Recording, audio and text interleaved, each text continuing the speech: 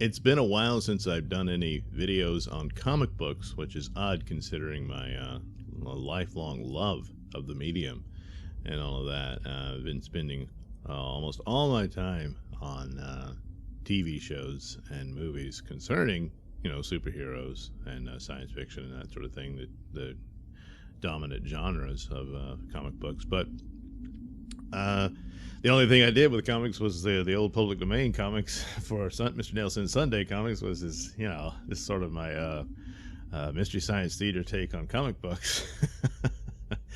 But recently I picked up a Marvel series that is concluded. It's one of these sort of, I guess it was one of their events. I don't know. I've checked out of mainstream comics pretty much completely. And not happy about it, but it is the situation. For all intents and purposes, Marvel Comics and DC Comics are dead.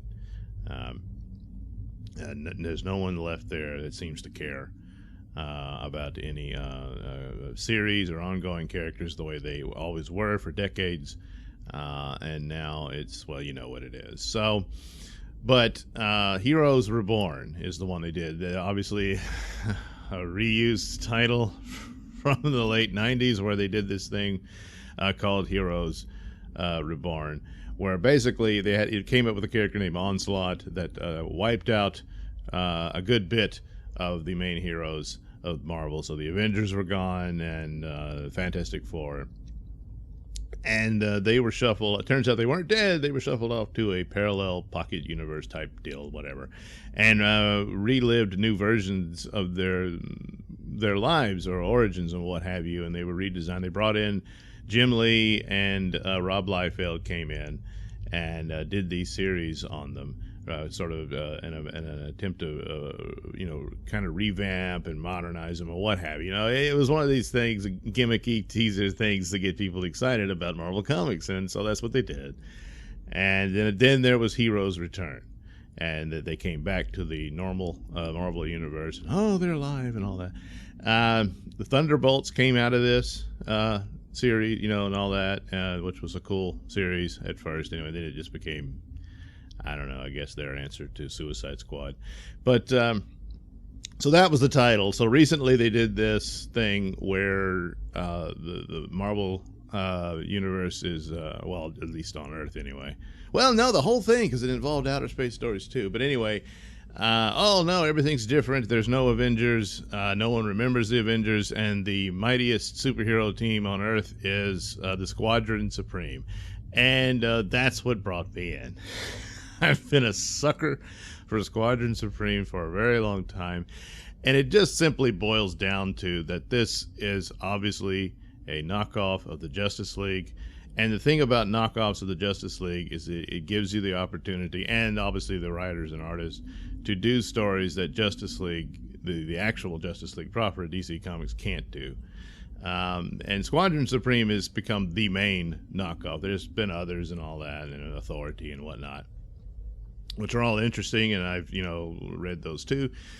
But Squadron Supreme initially was done as a parody. There was actually supposed to be this sort of behind-the-scenes handshake between the two companies and the artists involved, that they were going to both make knockoffs of each other's characters and pit them against each other and stuff like that. The DC version wasn't so much, but the Marvel one, they went full-blown with it and introduced them. They were originally the Squadron Sinister, and then they came up with the Squadron Supreme, which was a heroic version of the Squadron Sinister in another universe and all that. And that's the Squadron Supreme that's lived on, more or less. I mean, they bring up Squadron Sinister from time to time. And characters like Nighthawk came out of this and stuff like that. They really didn't come into their own until Mark Grunwald did his 12-issue miniseries in the 80s. And that's actually a very excellent run there. And so at one point I saw an article where it said it's the pre-Watchmen Watchmen, and in a lot of ways it is. It's got all the typical dialogue and approaches that superhero comics always had, but the themes and what it dealt with was pretty extraordinary. In which the story begins in the aftermath, and this was a story that came out of the Defenders, I believe, and where they were taken over by this alien overlord type thing, and he was going to go to war with the rest of the universe and stuff. And they defeat him and everything, but the world's in a mess. So the Squadron takes over the world, and this was the interesting elements of this long before Dark Knight Returns. Well, not long before, it was kind of around the same time. But nevertheless, the idea of Batman and Superman being at odds with each other that seriously happened here first, in which Nighthawk says, no, we can't just take over the world like that. You're robbing people of their free will.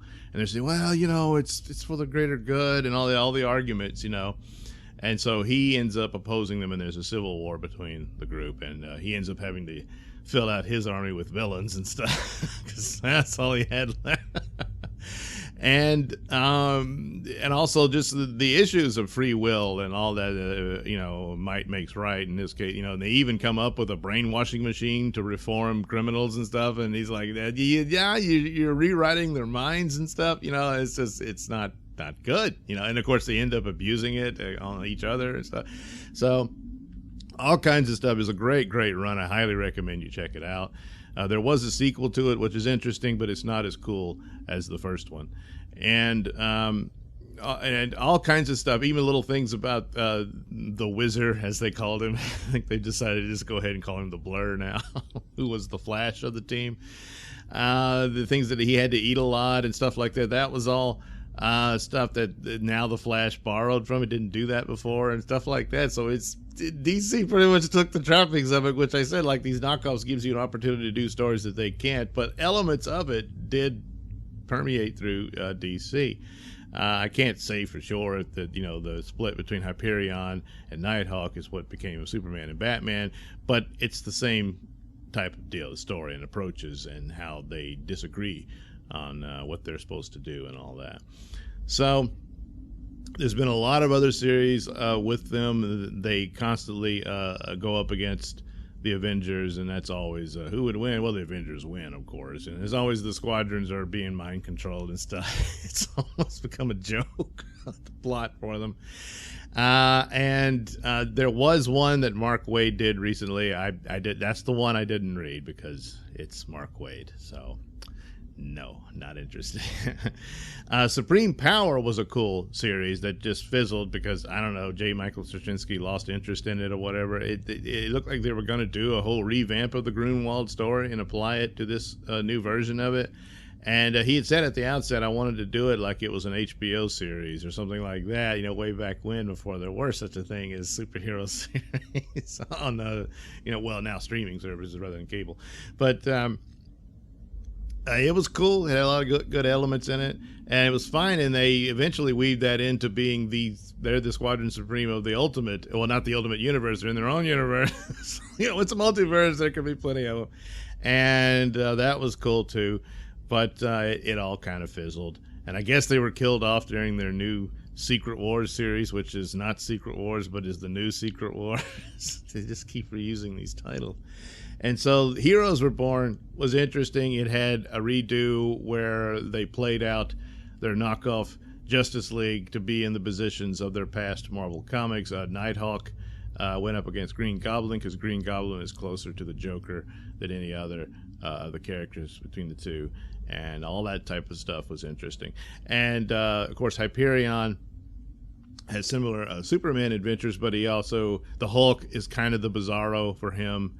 And elements like that, and then he, what was it? The Shire's Imperial Guard. I forget their names. With Gladiator being the Superman of that group and stuff. So Hyperion in his younger days, it becomes like Superboy and the Legion of Superheroes, and they do a story about that and stuff like that. So it's all it is gimmicky stuff, and there was some interesting elements here and there.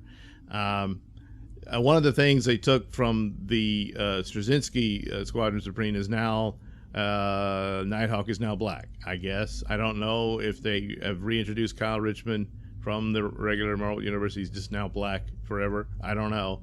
Once you go black, you never go back. So they race swapped the characters. The Straczynski version was black, and it was interesting and cool, and it was a well thought out, developed character, and I was fine with it, and it was his own version of it. But well, those are the also gotta. Even though they had a Squadron Supreme series that was made up of different versions of those characters from different universes, and it was cool. It was interesting. They killed Namor, and they time warped that away, so don't worry. And that was the Supreme Power version of Nighthawk came in that team, and he meets his white version, But I don't know. I guess things have changed since then. Whatever. Don't care. It was fine for the Heroes Reborn story. And ultimately, it was apparently Agent Coulson sold his soul to Mephisto to create this world. And Mephisto was the god of the earth. They didn't worship God. They worshiped Mephisto. And then all the Avengers magically begin to remember who they are because Blade never forgot, I guess, because he's being a vampire. It didn't say, there were other offshoots of it and spinoffs. I didn't get to read all of those. I read mostly the main series. They never really explained that, but he did, and he recruits Thor and Captain America, and they defeat the Squadron and return the Earth the way it's supposed to be, rather easily, actually. And I guess Coulson went to hell. So anyway, there you go. That was about it. I just thought I would weigh in on it, but mainly about Squadron Supreme, which, of course, nothing really surpassed the Mark Grunwald story. That's probably the best of them. Supreme Power is pretty good, but it just sort of fizzles. Howard Chaykin came in on it, and I was surprised because I like Howard Chaykin's work in a lot of ways, even though the man's a bit of an a-hole himself, but, separate the art from the artist. But it wasn't really good. He just made up an offshoot of the Avengers, and I'm like, what? So it fizzled. They didn't know what to do with it, and it's unfortunate because it was really cool for a while there. But the Grunwald thing is really solid, and that's probably the best of it. So it's interesting. Squadron Supreme has shown up in some of the cartoon versions of Avengers and all that. I don't know that they could ever. I don't know how that would work if they ever brought that into any movie version or D+ series or something like that. I imagine they probably would go with the Straczynski version because they don't look exactly like Justice League and whatnot. So maybe they could get away with that, which would be cool, done right and with care, and with care.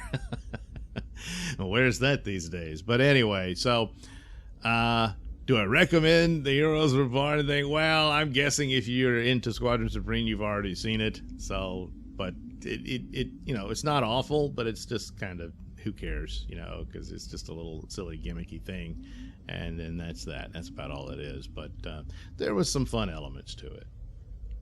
Thanks for watching and listening. Say, while you're still here, why not like and subscribe and share with your many friends? Yes. Also, check out my mini stores in the link description below. Yes, where you can get t-shirts, hats, mugs, all those goodies with my artwork on them. Oh, yeah. And head over to indieplanet.com and pick up a copy of my comic book, Night Night. Oh, yeah. You can also catch me at my podcast, Mr Nailsin Show, on RadioMisfits.com. And you can also watch my videos on BitChute.com and now on Rumble.com. Oh, my goodness, so many places to watch me and my stuff. Oh, yeah. And if that's not enough for you, well, you can follow me on many social media platforms and say hi to your old pal, Mr. Nailsin.